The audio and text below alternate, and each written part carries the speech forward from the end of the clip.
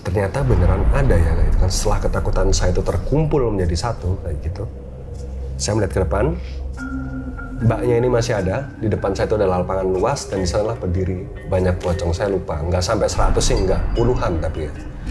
Dan ketika saya melihat depan saya, dan saya pikiran saya itu langsung menolak ini. Kalau memang benar ini pocong, kenapa pocong itu tidak pernah sama seperti yang saya lihat di TV? Cerita-cerita yang kita dengarkan sebelumnya tentang Gunung Raung, terus kayak kita melihat ada seorang besar. Ini bukan seorang besar, mungkin besarnya kalau bisa diibaratkan seperti Ultraman mungkin ya, udah seperti Ultraman itu.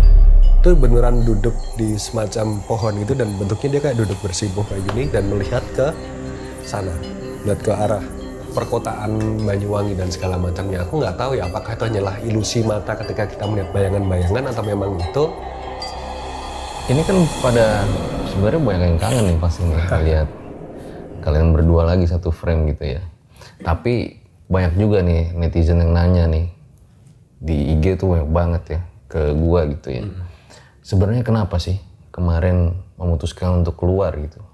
Waduh, itu gimana ya saya?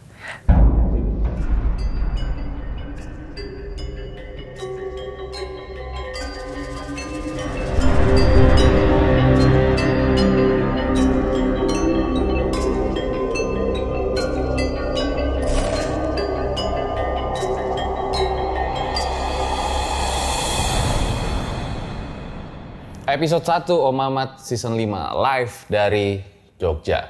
Urip iku uru. Urip iku uru. Hidup itu nyala. Merupakan satu dari sekian banyak filosofi Jawa yang membimbing kita jadi lebih baik. Kita dilahirkan untuk bermanfaat bagi orang lain. Karena kita hidup di dunia hanyalah sebuah ujian untuk kehidupan lebih baik di kehidupan berikutnya yang kekal dan abadi.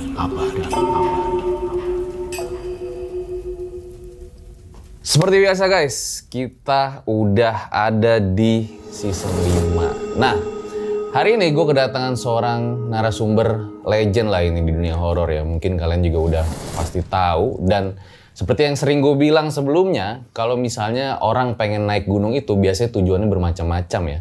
Ada yang pengen emang nikmatin keindahan alam, ada yang hobinya mendaki, ada juga yang pengen nyari jodoh, ada juga yang pengen ziarah. Atau kadang ada hal-hal nyeleneh yang biasanya ingin dilakukan sama si pendaki ini. Seperti yang dilakukan sama narasumber gua kali ini. Halo Mas Genta. Halo Mas Fajar. Akhirnya jadi narasumber juga ya. Full sendiri sekarang nih. Iya. Saat itu punya pengalaman mendaki Gunung Merbabu untuk membuktikan mitos-mitos. Iya, bahwasanya setan itu ada apa enggak? Oke, saat itu emang kurang kerjaan atau gimana Mas? Darah muda mungkin ya Mas. Oke. Darah muda, darah masih SMA, masih bersekolah kayak, iya nggak sih yang katanya gunung itu tempatnya, kerajaannya kayak gitu. Oke, dan katanya bertemu banyak pocong kali itu. Iya.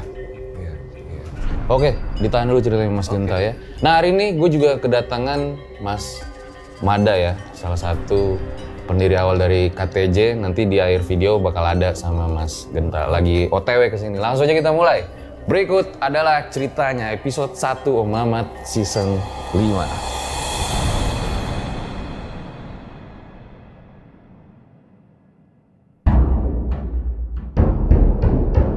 Ya, pengalamannya kayak gimana Mas saat mendaki Gunung Merbabu?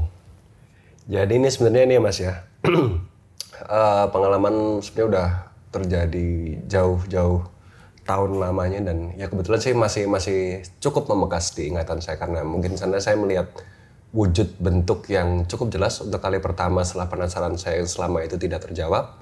Dan pada akhirnya waktu itu zaman-zaman SMA itu kan masih darah muda lah masih. Wah ada nggak sih namanya hantu tuh? Enggak. Kayaknya kalau cuma dongeng-dongeng atau biasa kita lihat di TV aja. Aku cari tuh, lihat artikel-artikel di internet kan. Gunung Merbabu, tempat-tempat mistis, angker atau segala macamnya. Ada beberapa tempat yang disebutkan di sana. Terutama ada satu tempat yang namanya Jembatan Setan kalau nggak salah. Dan ada namanya Watu Bolong, itu ada di salah satu jalur pendakian yang kebetulan waktu itu saya dan teman-teman pilih.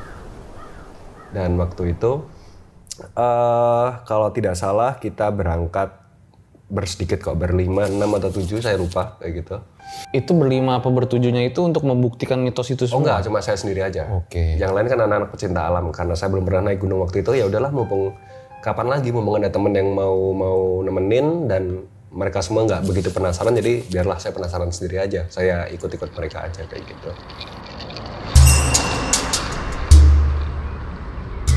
Berangkatlah kita ke base camp itu, dan kalau sekarang tuh kan naik gunung tuh kan enaknya kan pagi, siang atau malam enggak, karena waktu itu memang tujuan kita itu seperti itu. Ya kita usahakan buat naik di malam hari.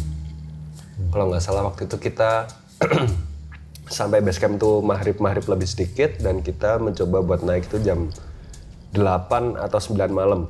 8 atau 9 malam dengan peralatan seadanya, dah ayo kita mulai naik. Saya sudah termindset dengan apa yang akan saya temui di sepanjang jalan. Nanti saya akan menemukan batu bolong, saya akan melewati jembatan setan, dan saya akan menjadi orang terkeren malam itu kayak gitu. Dan sepanjang jalan kayak gitu, sepanjang jalan itu, oh ya, kita tuh naik kalau nggak salah Gunung Merbabu via jalur Wekas, Dan sepanjang jalan sudah, saya akan tetap dengan pendirian saya tidak peduli dengan teman-teman saya yang yuk kita irit tenaga, kita irit logistik, kita irit apa enggak. Saya nyela genteng waktu itu, hanya ingin bermain center dan menemukan di manakah ada setan, di manakah ada setan, di manakah ada setan kayak gitu. Karena belum melihatnya ya mungkin Mas, jadi kayak masih ya udahlah, masih sompral aja, masih sosok berani kayak gitu. Sepanjang jalan saya selalu melihat ke sekelilingnya kayak gitu. Saya mainin center ke sana, ke sini, yang lain pada fokus di jalan, tapi saya mainin di arah pohon atau segala macam. Dan sampailah di pos 1, yang pos 1 itu kalau nggak salah itu memang kuburan. Memang kuburan warga lokal atau kuburan desa setempat kayak itu, dan di sana pun saya merasa kecewa karena saya tidak menemukan apa yang saya cari gitu kan. Karena pada waktu itu kan kayak mindset kita tuh kan bahwasanya kuburan adalah tempatnya hantu kayak gitu kan. Ya, itu adalah persepsi yang salah sih, waktu saya tumbuh adalah persepsi yang salah, tapi waktu itu saya sempat merasa kecewa kayak gitu. Hingga waktu itu kita lanjutkan perjalanan kita kayak gitu. Kondisi jalur saat itu kayak gimana? Tahun berapa itu kan? Itu tahun 2010 atau 2011 mungkin ya, saya lupa. 2010 atau 2011, terang kok, itu nggak hujan sama sekali. Kita lanjut lagi tuh ke pos 2. Pos 2 kita jalan. Dan waktu kita sudah sampai di pos 2, kita memang putuskan buat istirahat sejenak. Kita buat istirahat sejenak, kita ngemper. Di sana ada beberapa pendaki yang memang mendirikan tenda karena mungkin mereka kelelahan dan siap buat summit attack paginya kayak gitu kan. Kita berhenti ngemper di situ. Saya masih bermain-main dengan senter saya seperti itu. Sampai pada akhirnya ada salah satu teman saya yang bilang begini, Genta gitu. Harusnya kan kalau aturan di naik gunung itu kan kalau kita melihat kita udah boleh cerita-cerita ya Mas ya. Itu kan aturan-aturan fixnya kayak gitu. Tapi teman saya ini tahu, dia tahu apa yang selama ini saya cari, dan mungkin dengan dia memberitahukan itu mungkin akan menjawab penasaran saya waktu itu. Dia bilang, Genta, kamu melihat sesuatu apa enggak gitu. Dia udah posisi udah tertunduk gak berani ngelihat ke sini, tapi dia masih ngomong sama saya gitu kan. Genta, kamu mau melihat sesuatu apa enggak? Kalau memang mau melihat sesuatu, coba kamu arahin sentermu ke arah jam 1 sekarang. Dari posisi kita ini arah jam 1, di situ ada semacam pohon tumbang yang tinggal beberapa itu. Kamu lihat ke arah sana, kamu coba sama nggak apa yang kita lihat kayak gitu. Beranilah saya akhirnya, saya senter di sini, set gitu. Tepat di pohon tumbang itu, di sampingnya persis itu berdiri kayak semacam wanita. Itu saya masih ingat, wanita, benar-benar wanita dengan kepala tertunduk, berbaju putih, dan dia itu ada sedikit lumuran darah, mungkin iya kayak gitu. Dek, ya kan, dek.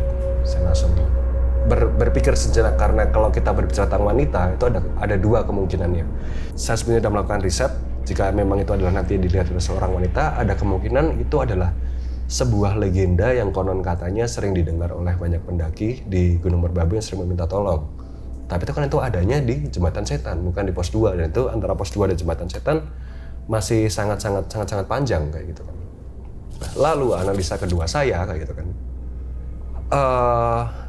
Mungkin ini adalah sosok yang selama ini saya takuti secara bawaan saya pribadi, karena usut punya usut, dengar punya dengar gitu kan. Kalau tiap orang tuh kan katanya punya jin pendamping, ya kan, yang selalu keren dan keren kayak ratu lah, pangeran lah atau apa. Tapi enggak. Saya tuh pernah diceritain juga bahwasanya ada salah satu yang mendampingi saya tapi itu berbentuk kuntilanak. Gitu. Saya nggak tahu apakah beliau ini masih ada atau tidak, tapi gini lah Mas, kayak ketika kita melihat sesuatu pasti ada sesuatu yang itu langsung terkoneksi kepada kita. Kayak gitu.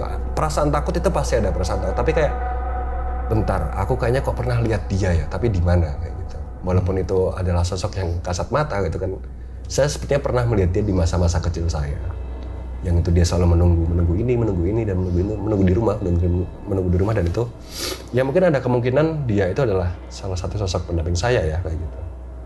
Ya nggak tahu sekarang udah pergi atau belum, mungkin penonton yang bisa lihat nanti bisa komen di bawah ya. Iya, bisa, masihkah mbak-mbak ini masih mengikuti saya. Tertunduklah saya waktu itu. Saya cukup lama dan cukup berpikir sendiri.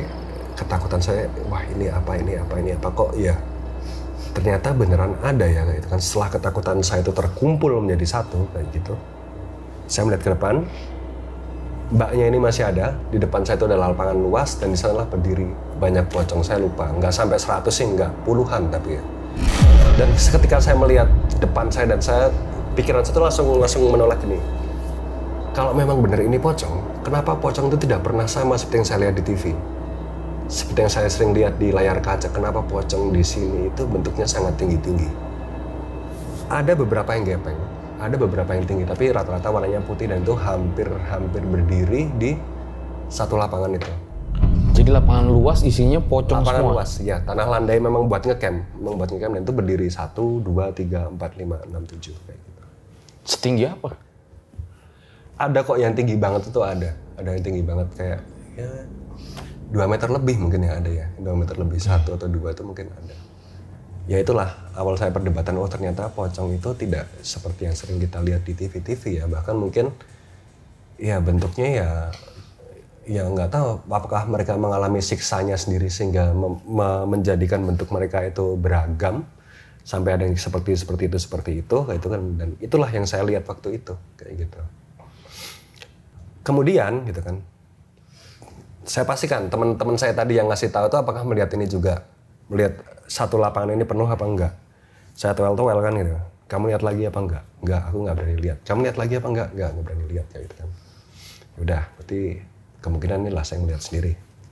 Kemudian teman saya yang lain itu mengajak buat ayo kita sambangi tenda pendaki lainnya yang ada di depan kita kayak gitu kan. Entah itu mau tukeran logistik atau mau saling tegur sapa atau apa kayak gitu. Otomatis kalau kita nyamperin berarti kita akan lewat jalan yang ada di depan kita dong.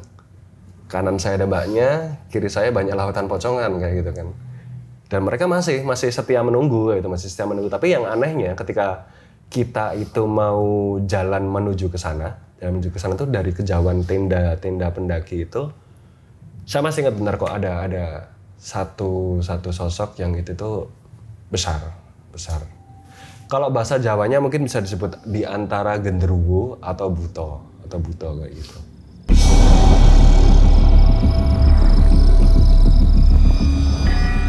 Dan itu jalannya kayak benar-benar tergopoh-gopoh. Berat loh, kayak jalannya tuh berat dan itu seolah jalan menghampiri kita kayak gitu. Lagi-lagi tentang mitos yang sebelumnya saya baca sebelum saya naik, bahwasanya di sana kan memang ada ini ya, batu bolong yang katanya menjadi penghubung dimensi lain antara Merbabu dengan Gunung Merapi yang ada di sampingnya persis kayak gitu kan.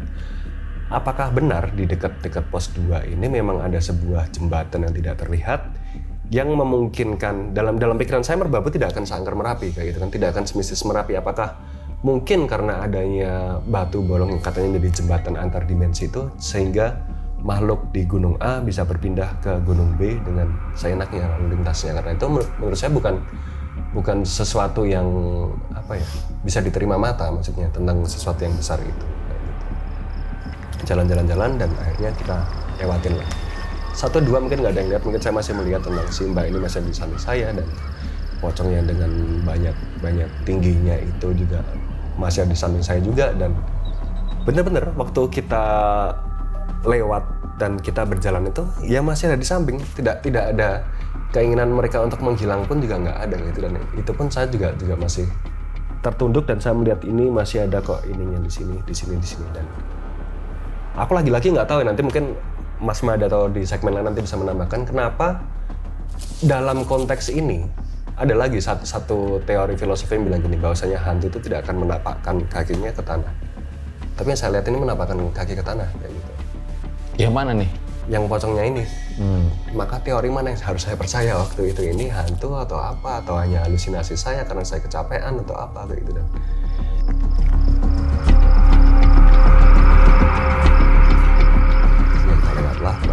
lewatlah si makhluk besar itu cuma ini, tapi dia akhirnya balik lagi dan udah kita sampai di tenda yang lain. Mereka tetap hahihi, sepertinya mereka pun tidak akan menyadari tentang itu kayak gitu.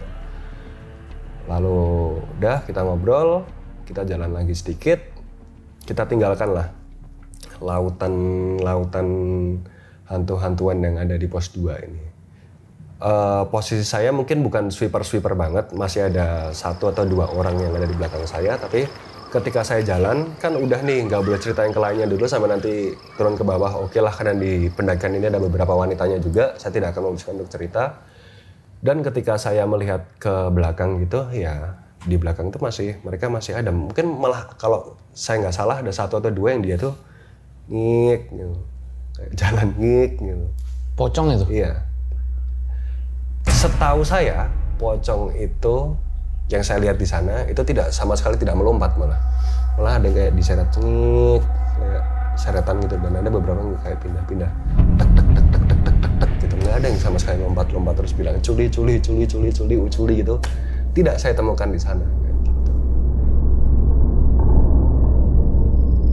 Dan kemudian kita jalan, ada kok beberapa momen di mana ada salah satu temen yang itu kerasukan dan kerasukannya balik lagi, kerasukan tentang hantu wanita yang saya lihat di situ itu.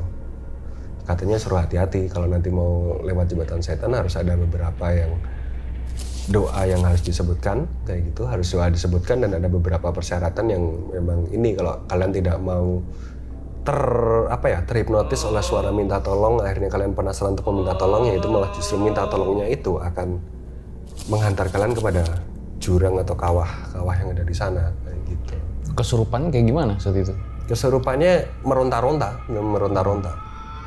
kayak tapi cuma 1 orang aja kok, nggak yang dia terus nular banyak tuh, terus menyebabkan chaos kesurupan massal gitu, nggak, cuma 1, dan dia memang memberikan masukan aja kalau nanti memang kamu sudah sampai di tempat ini dan kamu ingin melewatinya dengan aman, ya udah ikuti syarat-syarat yang aku kasih tahu, harus baca doa ini. Ada juga kalau nggak salah sebut nama, aku lupa tapi namanya apa, beneran aku lupa, tentang ada satu sebut nama yang terus disebut, dan setelah itu udah tidak boleh memikirkan hal lain ketika kita melewati jembatan setan. Karena waktu itu kita lewat jembatan setan itu kalau nggak salah malam kok, jam 1 atau setengah 2 atau jam 2 malam, persiapan menuju puncaknya gitu. Lalu kalau waktu melewati jembatan setan sih memang sudah berkurang ya, malah justru nggak kenceng, tapi ya memang bayangan untuk ada nggak sih Mas pernah merasakan kayak sebuah sensasi untuk ayo bunuh diri gitu, kayak ayo lompat gitu. Ketika kita melihat ketinggian, aku tuh sering merasakan itu ya ketika aku naik gunung. Wah bagusnya kayaknya lompat di sini kayaknya agak menantang ya, ekstrim gitu, tertantang aja jiwanya. Udah, pokoknya di jembatan setan tuh udah. Tapi suara gamelan tuh ada, tapi kan suara gamelan kan kita bisa tarik logika panjang ke bawah, mungkin ada di bawah ada tanggapan desa terdengar sampai ke atas kayak gitu. Tapi kedengaran suara kedengaran suara gamelan. Kayak gimana suaranya? Gamelan ini tabuhan, ada kuda lumping atau ada wayangan kayak gitu. Kedengeran sampai ke atas. Semuanya dengar? Semuanya dengar. Kalau semuanya dengar malah aku mikirnya jadi positif. Jadi mungkin kayak ada suara yang ke bawah, angin ke atas, jadi kita semuanya mendengarkan itu semuanya kayak gitu. Karena udahlah, yuk kita coba positive thinking, kita lewati ini aja dan tidak akan terjadi apa-apa. Dan tidak terjadi apa-apa sih di sana. Kurang lebihnya sedikitnya seperti itu. Nah akhirnya bermalam di mana saat itu? Bermalamnya kita di satu step sebelum puncak, di bawah Kenteng Songo, puncak Kenteng Songo waktu itu ada ini kan, ada satu tempat buat ngecamp dan kita putuskan buat ngecamp di sana kayak gitu. Mungkin kalau secara ngecamp itu sudah tidak ada gangguan yang berwujud fisik ya kayak gitu. Kita bisa lihat visual mata, tapi ada gangguan kayak kita itu semakin kita ingin memejamkan mata, kita tuh semakin terbayang bahwasanya di kepala kita tuh ada apa. Kita bisa melihat di luar tenda kita itu ada apa. Kita tahu di sana ada apa, tapi kita tidak bisa melihatnya. Tapi itu selalu mengganggu pikiran, jadi kayak bikin nggak bisa tidur gitu loh, Bang. Lalu akhirnya tidur tuh? Tidur. Ke puncak nggak? Ke puncak dong, tetap harus. Dan indah saat itu tuh, dapat view bagus. Saat itu dapat view bagus juga, dan akhirnya kan kita tahu bahwasanya di Merbabu ada puncak namanya Kenteng Songo yang ada batu berlubang-lubang yang katanya di masa lalu itu sering digunakan untuk apa ya, sebuah ritual mungkin ya, atau sebuah upacara kayak gitu di atas itu. Setelah selesai ya muncak dan mengambil segala pemandangan dan segala nikmat alamnya, balik lagi tuh kita turun dari situ. Yang awalnya memang apa ya, karena kita kan naik malam, jadi kita kan nggak pernah tahu ya Medan itu seterjal apa, semengerikan apa, jembatan setan itu seperti apa, karena ya betul-betul malam kan kita hanya melihat bebatuan dan pasir dan kadang angin, dan setelah siangnya itu ya pada akhirnya untuk pertama kalinya saya tahu, oh ternyata ini yang selama ini saya lihat di internet tentang jembatan setan, jembatan yang konon katanya selalu menggaungkan suara wanita minta tolong karena ada sebuah arwah yang tidak tenang di sana. Jadi oh seperti ini ternyata jembatan setan kayak gitu. Ya mungkin karena itu kondisi udah pagi menuju siang, jadi ya sudahlah kita lewati itu aja. Ketakutan itu ya mungkin masih ada, kayak kita masih memikirkan gimana kalau ternyata sosok wanita yang saya lihat semalam di samping pohon itu ternyata memang ada di sana, atau mungkin ada di bawah jurang dan kadang memanggil-manggil. Karena penyakit saya kan, ayo pengen lompat nih kayak gitu kan. Terus jalanlah kita turun gitu, dan sempat ada sih sebuah momen kejadian lagi itu siang hari. Salah satu dari teman pendakian saya itu ada yang kemasukan atau kerasukan kayak gitu. Entah sebenarnya maksud dari kerasukan ini apa, tapi masih ada kaitannya dengan yang semalam sebelumnya itu kayak dia nanti kalau mau lewat jembatan setan harus seperti ini, harus mengucap kata ini, harus mengucap doa ini kalau kamu memang mau selamat gitu. Mungkin ketika kita turun dan berjalan pulang, mungkin ya salah satu arwah di sana ya mau berpamitan kepada kita juga mungkin ya, kayak ya udahlah sana kalau memang kamu udah mau pulang, yang penting kamu datang ke sini membawa penasaranmu, ya kan? Kami di sini menunjukkan eksistensi kita dan kamu telah melihat sendiri kan bagaimana yang bersifat gaib, yang namanya gaib itu bisa memunculkan segala sesuatunya, bahkan di kondisi yang nggak pernah kamu duga, bahkan dengan penampakan yang mungkin tidak pernah kamu lihat sebelumnya. Pocong tinggi lah, pocong kusut lah, terus pocong bisa berjejer-jejer, yang katanya pocong tuh lompat cuma gini-gini tapi ternyata dia bisa gini. Dan bahkan waktu kita naik di malamnya pun mereka juga masih ada hasrat untuk mengejar juga gitu kan, walaupun nggak kekejar kayak gitu. Dan ya mungkin waktu turun itu ya salah satu yang kerasukan mungkin kayak ya menyampaikan pesan perpisahannya ya. Intinya ya jangan pernah bermain-main lah dengan gunung. Ya gunung memang menawarkan segala keindahannya.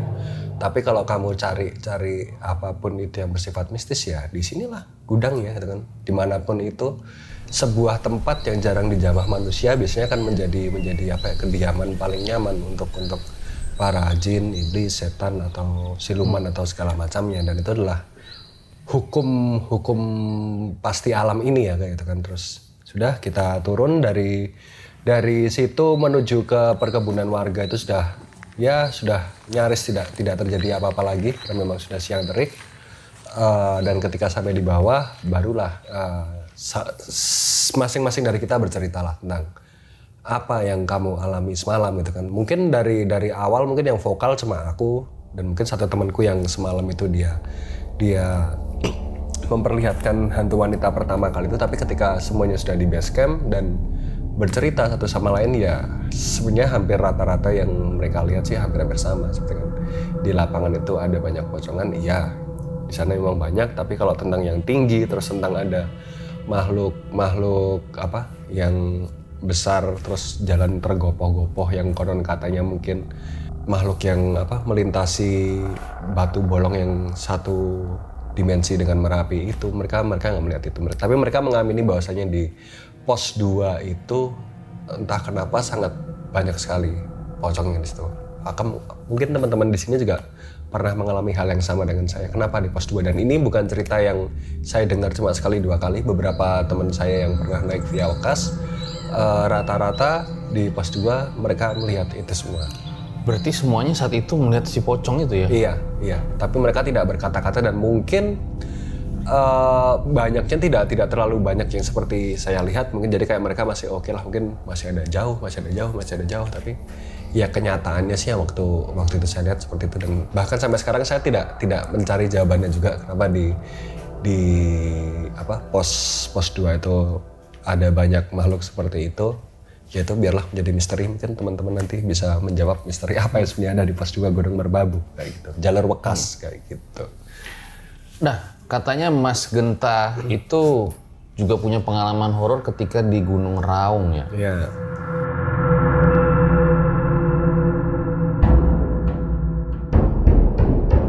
Oke, nah kalau yang di Gunung Raung gimana pengalamannya? Kalau di Gunung Raung itu sebenarnya ya ini apes gak apes ya Mas ya. Karena pertama Gunung Raung itu kan gunung yang dikenal cukup ekstrim di Jawa karena medannya sangat terjal dan butuh special equipment mungkin ya untuk naik ke sana, karena mustahil untuk orang tanpa special equipment bisa naik ke sana karena memang medannya susah dan harus merangkak-rangkak, harus menali-nali seperti itu. Dan kenapa saya ingin Gunung Raung? Pertama memang karena biasanya kan saya kalau naik gunung pengennya yang ter gitu kan. Gunung apa ya? Gunung Rinjani, gunung terindah gitu kan. Gunung Lawu, gunung tersakral. Gunung Raung, gunung terekstrim lah gitu kan. Ada ternya pokoknya gitu. Terus oke lah, kita coba buat naik ke Gunung Raung yang katanya itu gunung paling ekstrim, dan sekaligus biasanya kan saya kalau naik gunung itu selalu pengen mendapatkan sebuah side story dari sebuah apapun itu kayak gitu kan. Di Gunung Wilis sebelumnya juga pernah kayak saya pengen naik Gunung Wilis karena katanya di sini lah gunung dengan 1000 puncak, karena di Wilis itu terlalu banyak puncak dan bahkan belum dinamai semuanya itu Gunung Wilis. Dan di sana memang gunung yang terkenal buat orang-orang pengen ini ya, laku spiritual segala macamnya itu Gunung Wilis. Terus Gunung Lawu juga iya. Terus akhirnya ya saya pengen ke Gunung Raung karena konon katanya itu menjadi tempat apa ya, di tempatnya Mahapatih sebuah kerajaan besar Nusantara, Gajah Mada. Karena kebetulan waktu itu saya juga sedang menuliskan cerita tentang Gajah Mada juga di buku saya. Jadi mungkin untuk mendalami riset aja lah, kayak gimana sih seorang Mahapatih waktu itu ditempa kayak gitu kan. Kita lihat medannya seperti apa, apalagi Gunung Raung itu kan terkenal dengan gunung dengan kaldera terbesar kedua. Masih aktif lagi sepertinya kayak gitu. Kisah apa yang Mas Genta tahu ya tentang Gajah Mada di Gunung Raung? Ya intinya dia kayak menyempurnakan laku spiritualnya. Bahkan ya ini masih konon katanya juga, kalau ya ada ini katanya beliau ini di sana kayak gitu. Moksa. Katanya, konon katanya, satu versi cerita, ya? salah satu versi cerita kayak gitu. Salah satu versi cerita ada menyebutkan di sana. Jadi kayak ya penasaran aja, kan Gunung Raung itu kan jarang termention. Misalnya kan kalau gunung pasti Lawu, ya kan gunungnya Brawijaya 5, Gunung Merapi, gunung paling sakral gitu kan. Kenapa Raung? There must be something special di sini kayak gitu kan. Pasti ada sesuatu yang spesial kayak gitu. Dan akhirnya oke lah kita coba untuk menaiki Gunung Raung. Waktu itu kita naik bertiga tapi kita ikut rombongan gitu kan. Dan dimulailah perjalanan kita.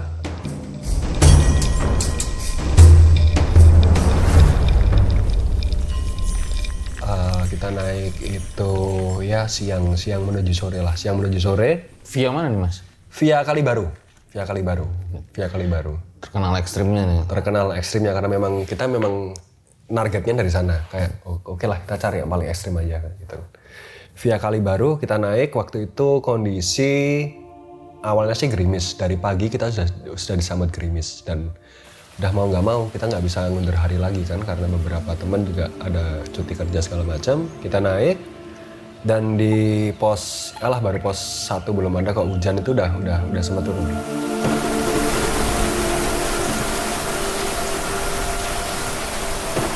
Hujan sempat turun. Pikiran kita kan memang karena kalau hujan itu pasti adalah secara medan memang berbahaya karena ini gunung terekstrim, apalagi nanti hujan nggak kebayang batunya akan selicin apa dan ketakutan untuk tidak melihat puncak kayak gitu kan, karena ya kalau hujan bisa jadi nanti di atas nggak ngeliat apa-apa selain kabut gitu kan.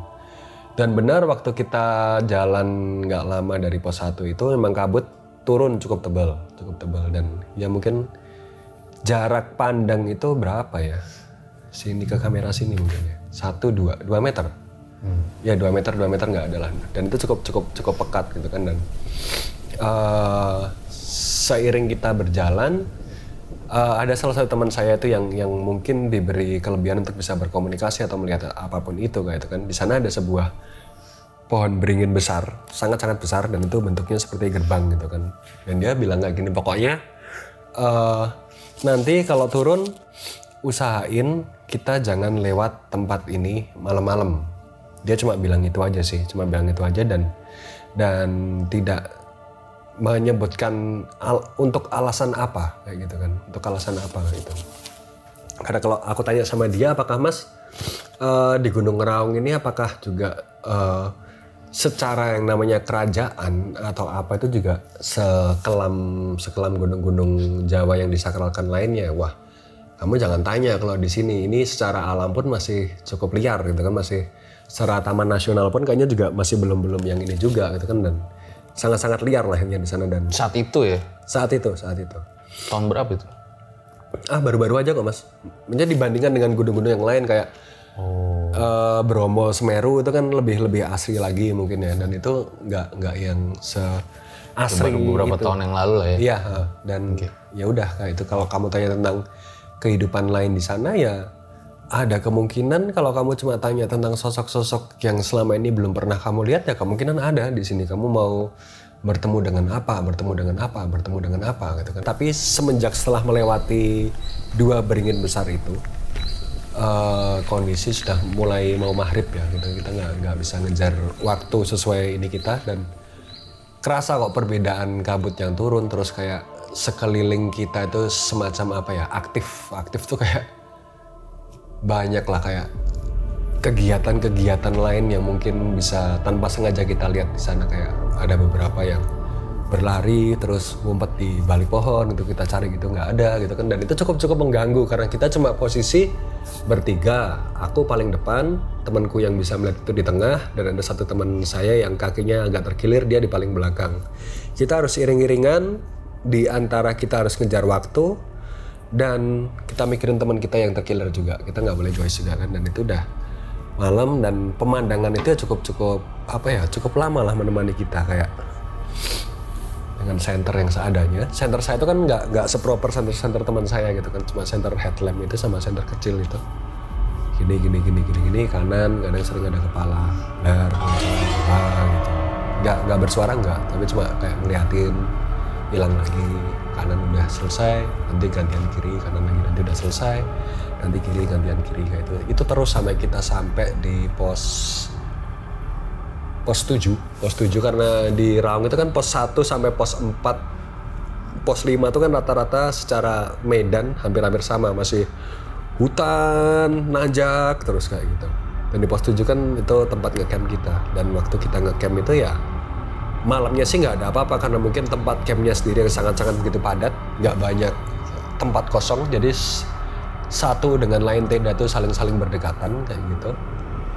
Dan setelah itu kita di briefing jam 1:30 kita dibangunin, ayo kita summit. Semuanya bangun dan kita dikasih wanti-wanti juga bahwasanya nanti di perjalanan malam ini baru yang dinamakan ekstrimnya Gunung Raung. Kalian menyebut jalur 1 sampai jalur pos 1 sampai pos 7 tadi itu ekstrim.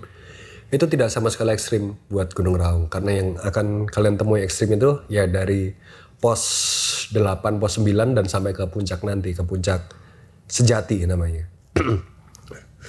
Tidak boleh ada teriakan dan tidak boleh melempar barang sama sekali. Teriakan tidak disebutkan alasannya kenapa, karena mungkin kalau secara logika ya ada suara yang misalkan kayak memantul, menggema, terus nanti kayak ada suara-suara apa yang akan mengganggu konsentrasi kita gitu. Dan kalau yang tentang melempar itu memang ditakutkan oleh petugas sekitar itu kalau kita melempar sembarangan, ada 1, 2, 3 mungkin yang tidak terlihat itu bisa tersinggung juga, karena pernah ada kejadian juga waktu itu. Entah itu pada akhirnya memakan korban atau enggak, tapi saya seingatnya diceritain pernah ada korban. Tapi itu cuma 1 di antara banyaknya perjalanan berhasil, cuma satu itu tok kayak gitu. Dan akhirnya kita jalan malam-malam. Tentang ekstrimnya Gunung Raung itu kan nanti kita diceritakan akan bertemu dengan jembatan yang namanya Shiratul Mustaqim. Itu mungkin secara nama, mungkin secara kepercayaan Muslim ya. Itu adalah sebuah jembatan yang punya kesan wow, kesan segan tersendiri, bahwasanya itu jembatan di akhirat kelak gitu kan. Ya itulah jembatan dengan kanan kirinya itu jurang dan angin itu bebas bertiup sekencang apa tanpa kamu punya penghalang sedikit pun. Dan langkah kakimu itu cuma 1 langkah kaki ini aja. Dan itu adalah yang mengganggu pikiran kita itu ya di situ. Kayak nanti aku akan melewati jembatan Shiratul Mustaqim dan langkah kita cuma punya jatah langkah setapak kaki gini. Benar, sampai di atas sana itu kita melihat medannya pun kayaknya untuk orang yang tidak doyan ketinggian itu sangat-sangat tidak direkomendasikan. Mungkin pemandangan di sana yang mengganggu itu adalah ketika kita melihat kanan, kita melihat kiri. Di sana kan yang kita lihat cuma batu-batuan besar, terus kerikil, pasir, dan ya kadangkala kayak ketakutan kita melihat bawah seperti ada yang terus gini-gini. Pikir kita tuh adalah apakah mungkin itu pendaki lain yang kurang beruntung salah jalan sampai bawah di sana. Tapi kan ketika kita berjalan di tengah-tengah jembatan itu dan kita melihat ke kanan itu kan pusingnya setengah mati, maksudnya kayak kita ngeliat wah itu langsung nyaris vertikal lagi dan kita melihat ke sana mungkin ada yang kayak gini gitu, itu bikin kita pusing setengah mati gitu. Jadi kayak kadang gelingan, tapi ya terus saya nggak ada keinginan untuk lompat sih kalau di jembatan Shiratul Mustaqim itu. Kayak ya udahlah kita lanjutkan perjalanan. Cukup terjal sih di sana sih. Dari jembatan Shiratul Mustaqim itu masih belum selesai, jalanan masih naik lagi dan ya kalau dibilang menguras mental kayak kenapa sih nggak sampai, kenapa sih harusnya jalannya mesti seperti ini. Untuk kembali pun udah di tengah-tengah gitu kan. Bahkan saya sama teman saya yang bisa itu pun sampai nangis saya. Karena saking nggak sampai-sampainya itu kan ini, waduh ini gunung apa lagi, nggak mau lagi lah aku kesini gitu kan. Terus masih kita juga memikirkan tentang apa yang sebenarnya kita cari di sana, kok selama kita jalan selama ini kok kita malah jadi lupa tentang tujuan kita mencari sesuatu di sana. Ya pada akhirnya 1, 2, 3 kesempatan kita menemukan sebuah ya lorong-lorong mungkin yang dulunya buat pertapaan, ada beberapa yang buat ada bekas-bekas ritualnya juga gitu kan. Ya mungkin ini digunakan untuk para orang-orang spiritual buat ya mencari tenangnya di gua-gua pertapaan ini itu kan. Pada akhirnya itu terus kita nyampe di puncak tusuk gigi. Puncak tusuk gigi itu puncak cuma isinya cuma batu-batuan runcing gitu, batu-batuan runcing.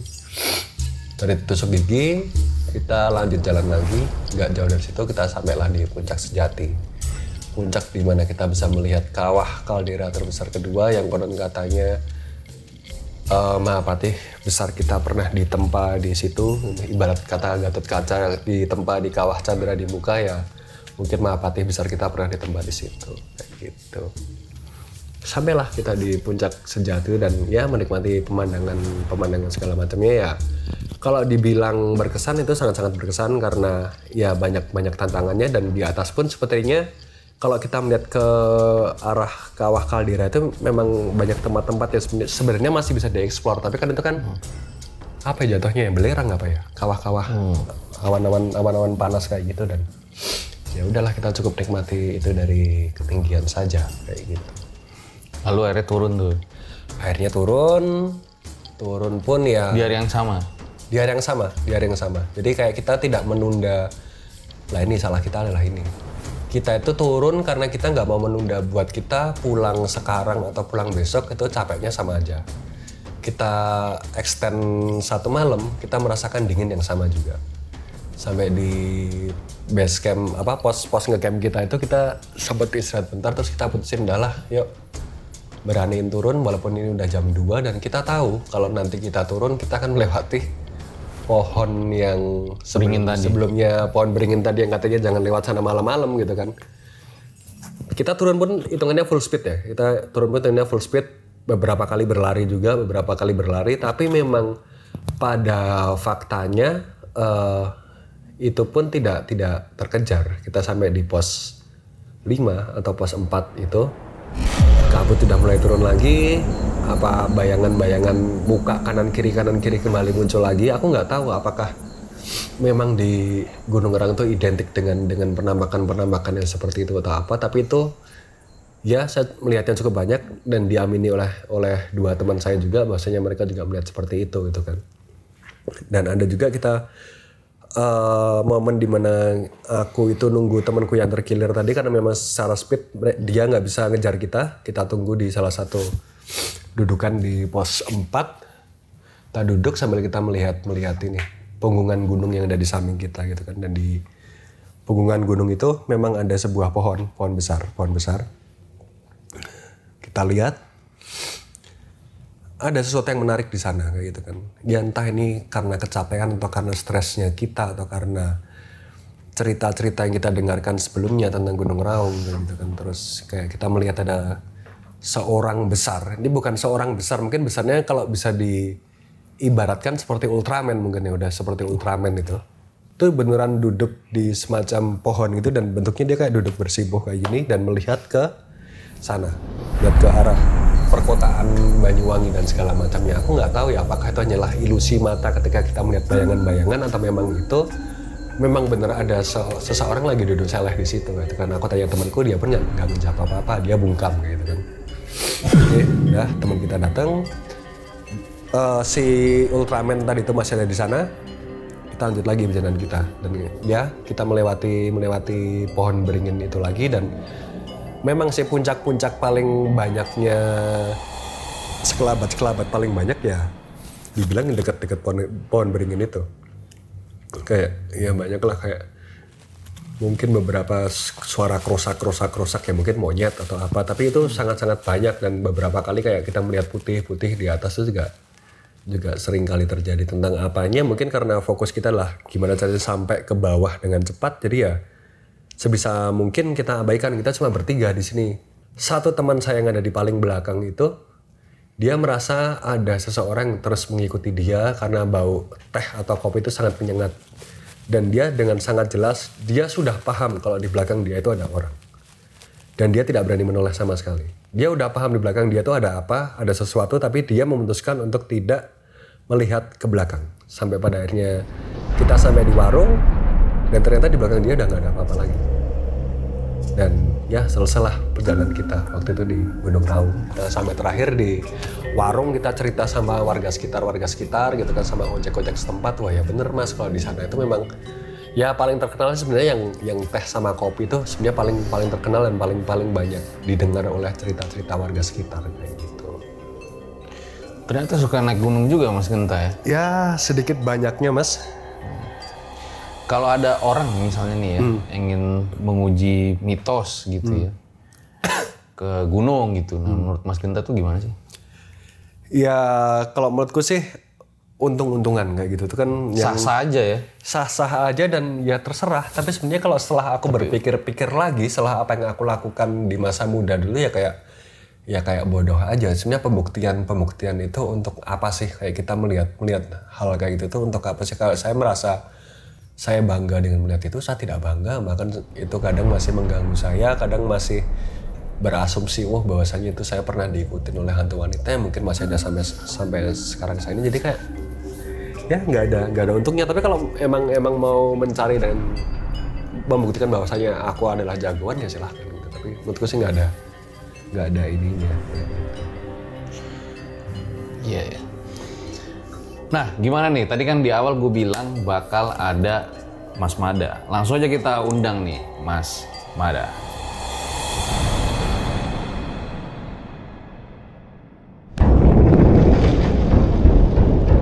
Ya, di episode ini gua kedatangan legend-legend horor di Jogja. Halo Mas Mada. Makasih udah mau bercerita nih. Wah, sama-sama. Awalnya gara-gara ngopi sama Genta nih. Ini netizen tuh pada banyak nanya ya. Sebenarnya kalian berdua tuh kemana aja? Mana Mas Mada? Ya di rumah saja sambil berkarya Mas, wajar. Di rumah aja sambil berkarya. Iya. Kok nggak muncul lagi di layar kaca gitu? Nah ini muncul ini.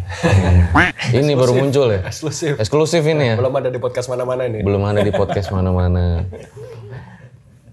Mau cerita apa nih? Katanya punya pengalaman horor ya waktu masih sering ikut syuting gitu ya? Ya.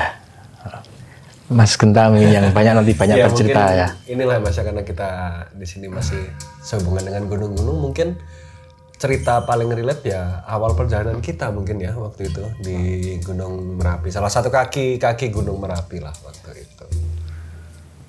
Yang di Merapi yang paling apa namanya? Tahun berapa nih? 18 ya.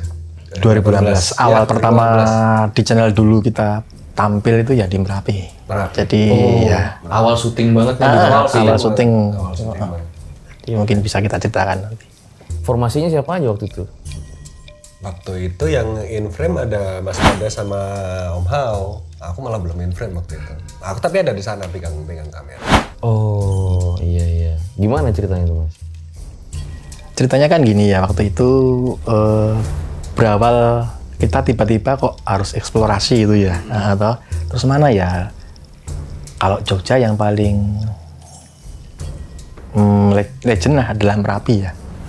Kita terus ke Merapi waktu itu. Di bekas letusan tahun 94.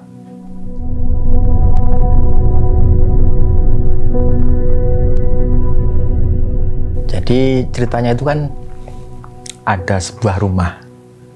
Itu pada waktu itu ya, tahun 94 itu ada hajatan pernikahan. Nah, tiba-tiba awan panas keluar. Terus yang ada di situ meninggal semua. Itu. Nah, kalau ndak salah ingat ya, waktu itu ternyata salah satu keluarga yang selamat itu teman kita. Dan kita wawancara waktu itu bahwa memang di saat itu warga, kita nyebut daerahnya nggak apa? Nggak apa-apa. Ya di Turgu itu percaya bahwa seandainya Merapi meletus itu tidak akan sampai ke desa mereka itu loh Mas. Karena ada petilasannya Syekh Jumadil Kubro. Jadi itu bapaknya para wali. Nah tapi entah kenapa kok sampai terjadi seperti itu ya kan, kita nggak tahu. Nah kita kan terus eksplorasi ke sana, datang ke tempat itu ya. Yang pertama Mas Genta rasakan apa waktu itu? Masih nggak? Masih sih. Waktu itu kan kalau nggak salah kan kita juga ya walaupun kita nge-shoot rumah terbengkalai itu kan kita juga sedikit banyaknya penasaran ya sama sekitaran. Masih ada rumahnya saat itu? Masih ada. Sampai hari ini masih ada. Yang tahun 94 Masih ada. Sampai hari ini masih ada. Runtuhannya ya. Oh, itu perkampungan gitu? Dulunya sepertinya satu kampung. Cuma tinggal yang di atas tinggal itu. Nah, yang sekarang masih ada fisiknya? Masih ada. Banyak? Tinggal satu aja. Oh. Tuh, kita ke sana waktu itu ya. Dan dirasain paling apa ya Mas ya, kayak ya beberapa suara keramaian, memang seperti ada suara keramaian aktivitas layaknya kampung pada umumnya ya, dan itu ya tertangkap kamera juga kayak gitu ya. Sama itu Mas, angin kencang. Teriakan itu loh. Oh ya, teriakan. Kita kayak diusir itu sama derap kaki. Brek. Wah, dan itu derap kakinya lumayan ini sih Mas Fajar. Itu menurut kami cukup kencang. Suara derapnya itu kayak duk. Habis itu kayak bener-bener ada segerombolan yang turun gitu loh. Itu disertai angin yang cukup ribut juga ya, kalau salah cukup angin cukup ribut, dan itu kan kebanyakan pohon sana kan pohon bambu, dan itu ketika kena angin itu kan kayak suara gesekan kan kedengaran. ya itu cukup riuh lah. Itu pengalaman pertama katanya orang-orang yang akan menjelajah tanah Jawa, tapi dipukul pertama kali juga di Merapi. Orang Jogja sendiri ya. Orang Jogja sendiri lagi. Nah, itu. Tapi memang sana itu Mas terkenal sebagai apa ya? Kalau saya tanya teman-teman saya ya, waktu itu memang tempatnya genderuwo di sana itu Mas. Jadi koloni genderuwo itu. Bahkan waktu saya masih remaja itu kan pernah digoda sama kakek saya itu. Kamu kalau mau ke sana itu kamu 3 hari aja di sana, kamu jadi orang sakti gitu. Digoda ya maksudnya itu, wah nggak mau Mbah, saya bilang gitu. Ya memang seperti itu ya, bahwa kalau memang mau cari cara instan biar terus disebut orang-orang punya waskito, itu kan seperti itu, cuma diam aja nanti ada yang ikut tuh Mas. Koloni genderuwo itu maksudnya gimana? Perkampungan. Segerombolan satu grup lah, satu klan lah ya ibaratnya ya. Desa, kampung lah itulah, satu kampung gitu. Itu sebenarnya banyak sih Mas kalau mau cerita ke Merapi, karena akhirnya kita kan terus bereksplorasi ya waktu itu ya. Kita menjelajah dari lereng barat ya waktu itu ya. Itu sampai kita pernah ada dengar tentang pesugihan Kiai Molor. Mas Genta silakan. Enggak, sebenarnya kayak gini Mas Fajar, karena menurut kami sendiri kan Merapi itu kan selalu punya pesona misterinya sendiri-sendiri ya. Tapi waktu itu memang status Merapi mungkin sedang agak-agak siaga atau waspada, saya lupa. Memang menimbulkan keterbatasan kita untuk bisa mengeksplor seperti hutan Batok Alap-alap, terus seperti pasar Bubrah dan segala macamnya. Sebenarnya kalau pengen, tapi karena keterbatasan itu, maka dari itu, yuk kita coba cari ada misteri lain apa lagi ya di Merapi ya gitu kan.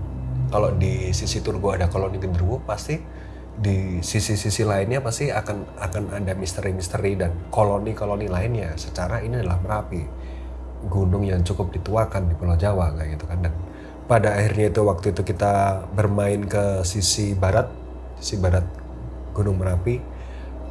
Tujuan kita sebenarnya di sana itu adalah mencari salah satu tetua desa yang konon katanya, dan ini banyak diamini sama orang juga sih, sudah tersebar di media juga, konon katanya pernah menjadi penghulu pernikahan antara bangsa manusia dengan salah satu penghuni Merapi. Di situ itu memang dibangun candinya, namanya pun ada, nama wanita ada, nama pria ada, dan nama penghulunya itu ada, ditulis lengkap dengan aksara Jawa kayak gitu. Tapi mungkin memang info yang kita dapatkan dari sang tetua ini tidak bisa kita dapatkan secara utuh, karena pertama waktu kita datang ke sana itu sang tetua itu info-info dari anaknya habis mati suri. Baru aja selang nggak ada seminggu lah ya, baru aja kayak gitu. Dan sangat sepuh sekali ya. Sangat Sekitar 80-90-an lah Mas. Tidak banyak kata yang dia ungkapkan, jadi kayak suaranya kayak ya geraman, gemuruh sendiri ya gitu. Ya kalau kita datang itu auranya ngeri ya tuh ya. Kan nggak bisa bicara segan cuma. Kalau ngeri nggak segan. Cuma gitu aja. Gitu. Terus habis itu kan kita memang merasa tidak bisa mendapatkan info dari tetua itu, maka itu kita coba, yuk kita agak-agak sedikit turun, kita cari info dari warga sekitar. Sebenarnya di sana itu ada apa aja kayak gitu kan. Dan menurut warga sekitar ya Merapi akan tetap menjadi Merapi yang tidak pernah ingkar janji, akan menawarkan segala kekayaan yang dia punya kepada warga-warganya, tapi juga pasti kekayaan misterinya juga pasti akan ditawarkan juga selaras dengan itu kayak gitu. Dan kita tanya waktu itu, sebenarnya kalau di Merapi ini sendiri ada apa sih Mas? Terus dia jawab, ya Masnya mau cari apa? Masnya mau cari apa di sini gitu kan? Bahkan bukan rahasia umum juga ya, bahwasannya dulu di sisi sana itu malah justru ada orang yang memang mengambil semacam profesi yang kalau mau cari apa ya udah sini aku anterin kayak gitu kan. Dan salah satu yang ditemukan tadi lah yang Mas Manda bilang adalah tentang pesugihan yang bernama Kiai Molor.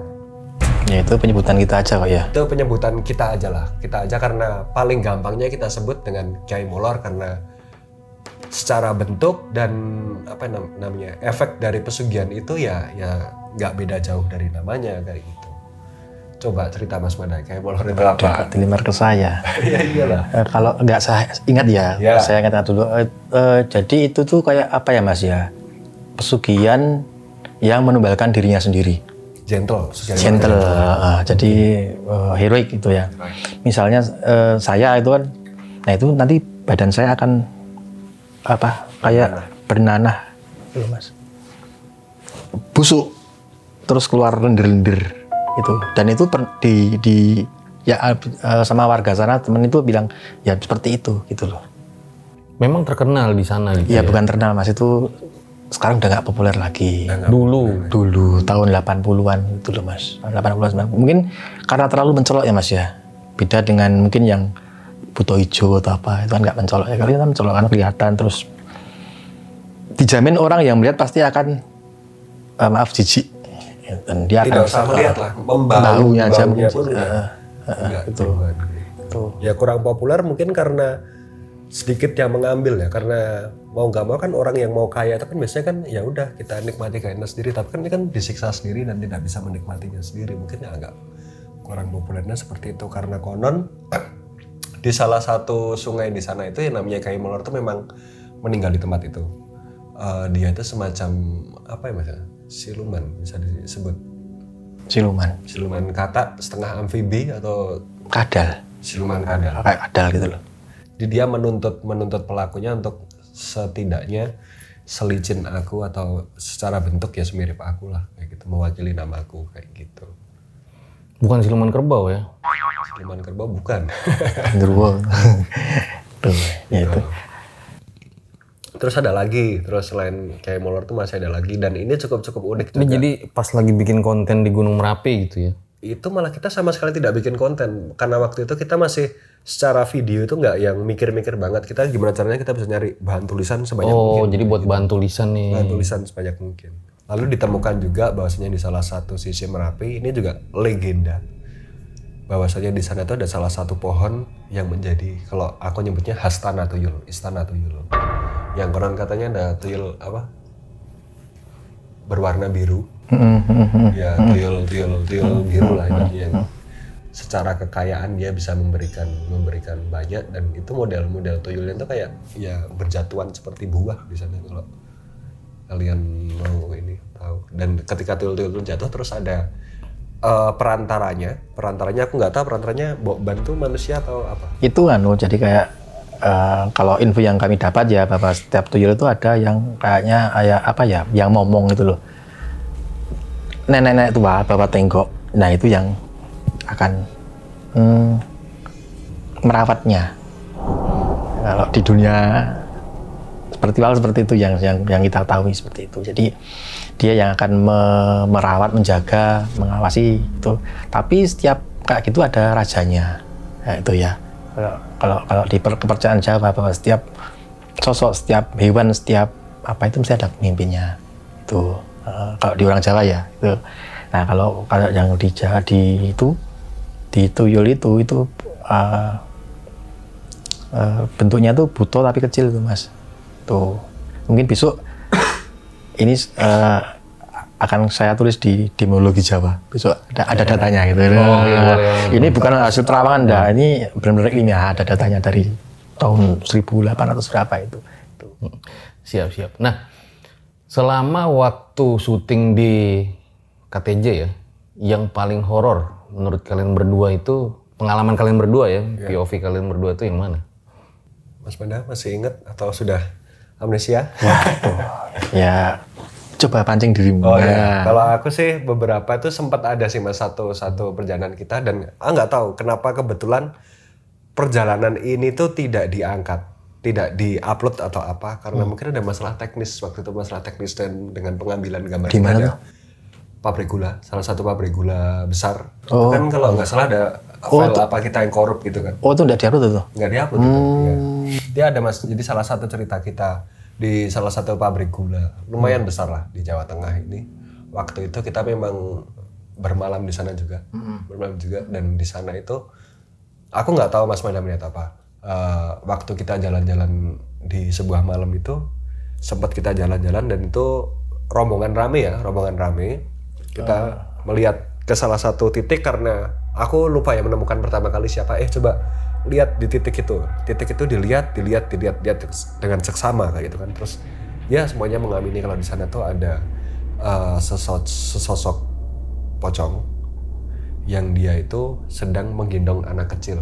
Itu sempat ada di foto, tapi aku lupa apakah foto itu di HP-mu atau apa. Saya lupa ya. Di pohon pisang. Iya saya. Jadi ada penampakan foto. Solid. Biar nggak lupa kan kita dokumentasiin bareng nih. Apa tadi? Anak kecil gendong pocong. Pocong gendong anak kecil. Anak kecil kan juga pocong. Ini semacam ibu dan anak mungkin ya. Jadi itu kawasannya tuh kan Mas besar sekali ya. Jadi itu ada pabriknya, ada kawasan perumahan bekas karyawan pabrik gula itu dan kosong, hampir semuanya kosong ya. Itu kita jalan-jalan di sana itu. Ya rumah-rumahnya udah nggak terawat itu ya. Ya memang ngeri ya. Kalau Mas Mada sendiri yang paling horor apa? Selama di KTJ ya? Kalau saya pribadi itu Mas, biasa saja. Karena saya niatnya kan mau berkarya Mas. Itu loh Mas kan. Jadi ya paling ngeri ya itu bukan masalah mistisnya enggak sih ya. Cuma masalah waktu kita ke Gua Langse itu loh. Perjalanannya turun dulu. Kalau jatuh kan mati kita. Gimana kan gitu. Jurang itu. Batu karang. Vertikal. Kita harus merangkak itu loh Mas. Vertikal itu kita turun. Itu paling ngeri itu Mas. Itu lagi manjat tebing. Tapi memang itu tempat untuk tirakat ya. Tirakat lah kepada selatan. Aku masih ingat kok waktu aku pertama kali masuk ke sana, aku minta temenin dirimu. Yang ayo Mas kita coba masuk, terus aku coba diam di gua, terus ada sampingku, terus ada wanita, terus aku jerit ke kamu. Oh iya itu ya. Ya hampir sama sepertinya dengan wanita yang saya lihat waktu di cerita saya merbabu itu. Apakah aku nggak tahu apakah memang ada korelasinya korelasi saya. Berarti kalau dirimu itu wanita ya? Kalau aku nih selama perjalanan podcast nenek-nenek selalu ada ya. Tapi nggak bawa gayung. Kadang heran ya Mas, orang-orang tuh bisa kayak wah raja, ratu, kenapa aku selalu kuntilanak gitu. Iya aku nenek-nenek. Gak ada keren-kerennya. Ya itu Gua Langse tuh. Gua Langse itu ya.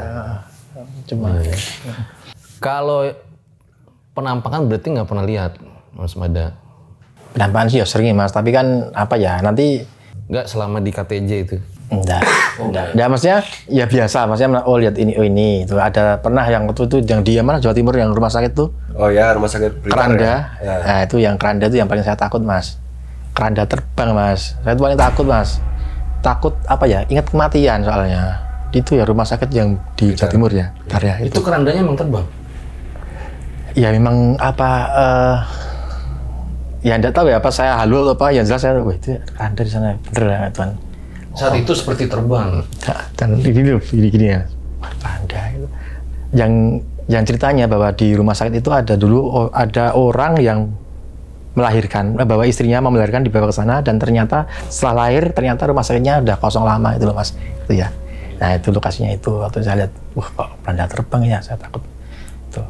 Karena takut kematian itu kan ngeri ya Mas ya, kan takut wah kok kematian ya. Setiap manusia pasti mati. Dan mungkin hantunya tuh tahu kalau saya tuh paling takut sama keranda, makanya dilihatnya gitu, keranda gitu kan.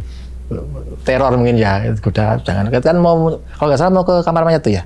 Oh iya, kamar jenazah. Kamar jenazah ya. Lewat belakang itu. Kamar jenazah itu terus kita nggak jadi di ini kedengaran suara sirine. Bau anyir darah, akhirnya kita balik kanan. Takut terjadi sesuatu Mas. Itulah. Dan model rumah sakitnya itu yang terbengkalai, jadi kita masih bisa melihat foto-foto karyawan di masa lalunya gitu kan. Terus terus kita kira apakah suster ini yang kelak akan kita lihat sebagai suster kesot ya gitu. Iya. Di situ sih. Ini kan sebenarnya banyak yang kangen nih pasti nih lihat kalian berdua lagi satu frame gitu ya. Tapi banyak juga nih netizen yang nanya nih di IG tuh banyak banget ya ke gua gitu ya. Sebenarnya kenapa sih kemarin memutuskan untuk keluar gitu? Waduh, itu gimana ya saya? Kalau Mas Genta kenapa? Kalau aku sih jujur apa ya Mas ya, perasaan jenuh itu ada karena aku kan keluar itu kan 1 tahun lebih lama daripada Mas Mada. Ya toh, dirimu terus aku 1 tahun dulu dan Aku merasa aku sudah mengelilingi semuanya dari barat sampai timur, ujung paling barat sudah, sampai ke ujung paling timur juga sudah, di beberapa tempat-tempat yang konon katanya A, B, C, D, E itu sudah hampir semuanya, dan ya saya rasa ya mungkin sudah. Alas Purwo adalah jawaban terakhir saya kepada kisah Tanah Jawa kayak gitu kayak. Ya udahlah, yang penting kan saya udah menunaikan tugasnya, kisah Tanah Jawa, barat, timur selesai sudah. Saya tidak punya utang apa-apa lagi kayak gitu. Tapi suka keinget-inget lagi nggak sih dari zaman dulu gitu pas lihat? Yang memorable yang paling diingat ya itu yang kejadian yang di Alas Mantingan itu ya, yang nenek-nenek itu yang di warung itu ya, yang apa, kita kan pernah suatu ketika kita ke arah Jawa Timur dan melewat malam-malam kita mau ambil shoot di Alas Mantingan waktu itu ya. Kok aneh, di tengah hutan kok ada warung gitu kan. Wah, ini apa ya, warung apa ini kan gitu. Akhirnya kita parkir di sana, terus kita mau ya apa, kulon wun gitu kan. Permisi gitu ya. Nah, tahu-tahu sepi kan gitu kan, tapi ada enggak tahu listrik dari mana. Yang jelas itu ada terang lah ya, lampunya terang, ada sound Radio tuning dulu Mas. Radio, bosok nggak ada penyaring loh itu radionya. Semacam itu lah. Nggak tahu ya, itu radio apa MP3 nggak tahu. Yang jelas tuh kuno lah ya. Dan musiknya tuh musik kematian. Campur sari tapi tentang kematian. Dan saya cari di YouTube, saya kan penasaran ya, kok nggak ada itu waktu selesai pulangnya itu. Nah, waktu itu kalau nggak salah Mas Genta apa ya yang manggil dirimu tuh pertama tuh. Terus yang keluar itu Nah, terus ada ibu-ibu tuh keluar dari bawah dengan dandanan ibu-ibu tua lah, tuh umur 60-70 keluar dengan dandanan menornya. Bergincu ya. Pakai gincu merah, terus nggak tahu kayaknya Pak sama ini juga deh. Apa? Susur sama susuran juga. Dan saya notice-nya itu pertama secara looks dia sudah lumayan aneh ya untuk jam segitu gitu. Tapi sebentar, kalau beliau tidur bangun kok seger?